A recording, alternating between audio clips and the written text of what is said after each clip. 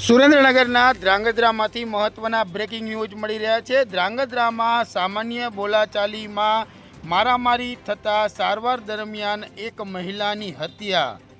ધ્રાંગધ્રાના ધોળીધાર વિસ્તારમાં 2 દિવસ પહેલા પાડોશી સાથે સામાન્ય બોલાચાલી થતાં મારામારી થઈ હતી। ધ્રાંગધ્રાના ધોળીધારમાં સામાન્ય ઝઘડો હત્યામાં પલટાયો। 2 દિવસ પહેલા મારામારીમાં વર્ષાબેન પ્રહલાદભાઈ તોલાણી ઠાકોર ને માથાના ભાગે તેમજ પગમાં ગંભીર માર મારી ઈજા પહોંચાડી હતી। બાદમાં ઈજાગ્રસ્ત મહિલાને હોસ્પિટલ ખસેડાઈ હતી।